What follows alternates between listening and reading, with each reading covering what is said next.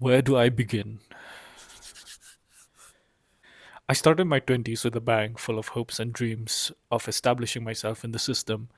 I was fresh out of high school and I had this American dream embedded in my mind that one could be anything if they just believe and work hard. But little did I know that reality would present challenges that would be a little difficult to overcome. Most of us saw those dreams dashed and divided like a million stars in the night sky, and if you think you are that individual as well, then this video might be for you. Welcome to Kipra Kinra. They say 20s is your time to explore, experiment, be wild, and wake up to revelations. We often believe that our chosen life path will lead to success, but this isn't always the case for everyone. Maybe the 5%? Our relentless pursuit of a brighter future drives us to chase an unfulfilled need. This often leads us to forget that our present situation was once our dream. Maybe it's because we've been conditioned since childhood that our worth and value only comes from honorary achievements. I remember my family would frequently ask me what I wanted to be when I grow up, and my initial responses were to be an astronaut or something as whack as an artist. But the older I grew, this ability to dream and expand slowly diminished. I looked up to the adults around me for answers, believing they knew best. Their definition of success was more grounded to reality, and that's what I thought, especially coming from an Asian background. They believe that one should be a doctor, an engineer, or serve through administration to be respected in life. And slowly, with time, I wanted to become what they aspired to. My mind became a battleground of what I genuinely wanted to be versus what the world expected of me. I kept reaching for titles that sounded noble and admirable, yet deep down, they never truly fit. I was just an artist. My mother often said there was no scope for an artist in a small town, and in many ways, she was right. But that never stopped me from creating. And now, actually, here with none of those imposed dreams fulfilled, I'm left with one unpolished part of myself that never gave up, the artist. Untrained, unpolished, yet still persistent through every evolution of who I thought I should be. It took a long time to acknowledge this, which left me with a single honest question: who am I? We spend years of our 20s asking ourselves, who are we and what is our purpose? The more we search, the more complex it becomes. We get lost in the rabbit hole of self discovery, sometimes to a point of developing narcissistic obsessions. We explore self help books, motivational YouTube videos, and try to understand the psychology of individualism that the global culture perpetuates. For me, my early 20s was ambitious but also aimless, if that makes any sense. I was mostly conforming to everyone else's opinion of what my life should be. I felt caged with an inability to connect, pressured by this burden of societal expectations only to conceal the imposter in me.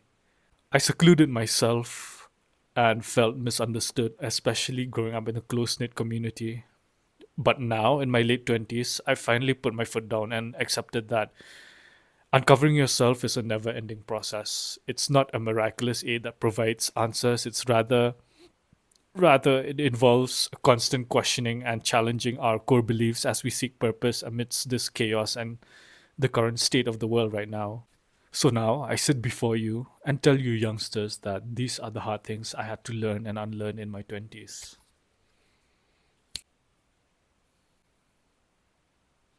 Stop comparing yourself to others on social media. It's natural to compare yourself to others, but there are times when this comparison can lead to an excessive stage where it becomes borderline unhealthy. We've all been there, but imagine this: if you took the strengths of others and compared them to your weaknesses, how would you feel? In fact, even comparing your own strengths to others can make you feel like a loser sometimes. The funny thing is, we're aware that comparison is the thief of joy, yet we unconsciously do it anyways as we scroll through our social media feed surrounded by millions of people to compare with. It sometimes leaves you feeling exhausted and insignificant. This can make you insecure, afraid of missing out, and lose yourself in the comparison. I used to be a religious social media user, but I stopped because I knew that I could easily fall into the curated rabbit hole. Everyone presents the ideal version of themselves, even though it's all a performance. There's no end to this comparison. And it would be unfair if we compare our worst selves to others' best. Just because someone else is a better photographer than you doesn't mean that you should stop your hobby, right? Personally, reducing my dopamine intake has helped me a lot. I realized that when I reduced my usage, I felt closer to myself. I've deleted Twitter and Facebook and occasionally use Instagram. I use it for updates to stay connected, but it's not that important to use it all the time. Everyone is capable of change. When I was a kid, my mom would always tell me that bad behavior can only be changed during your crucial teenage years. Changing your behavior in adulthood is almost impossible. Well, she stands half correct. You can't force change. We often think that change is complicated and that at a certain age, whenever bad habits we have accumulated is somehow embedded to our personality. But reality, change takes time. It's not always about doing the most difficult things first. Sometimes we should follow the path of least resistance. For instance, if you can't quit alcohol, fast food, and late night binge watching Netflix all at once, however, if you eliminate or reduce slowly with discipline, you can. Try stopping yourself first from binge watching late night TV shows. Your quality of sleep improves, and then slowly you can work your way up the ladder, keeping in mind that change does not always follow a linear path. Keep people around you that give you an honest reality check regarding certain unhealthy habits or behaviors that do you more harm than good, and slowly course correct as often as you spot them resurfacing. Change your outlook in life. While most of us are likely to change, however, there are certain aspects like the big five core personality traits that tend to remain stable and evolve in smaller ways than changing completely. These traits are known as openness to experience, conscientiousness, extroversion, agreeableness, neuroticism. Then there are mental health issues that will, of course, require external intervention like therapy. If you feel that it can be a bit too much of a burden to do it yourself, don't be afraid to seek assistance from others on your journey. Coming from a small town where therapy is often seen as a sign of weakness, I would strongly recommend seeking professional help if you genuinely feel like you are struggling in life. Sometimes friends and family can only do so much, and the external guidance can be valuable in helping you identify and overcome unhealthy patterns you've developed over time. It's always that one step that counts. Forgive yourself. When it comes to advising people, it's always easy to balance rationality and emotional understanding to give them advice on how to navigate their struggles. But sometimes we wonder, why is it so difficult to give ourselves the same kind of a break and advice? The truth is, we judge ourselves way too harshly, becoming our own worst enemy. We struggle to be kind to ourselves, yet, yes, sometimes we do need a break. Tell yourself that it's okay if you don't get what you want. The journey is what matters. We torture ourselves over the past mistakes just because we want the ideal version of ourselves. But remember, the point of existence is to live, have chaotic moments, and truly understand what it means to be human.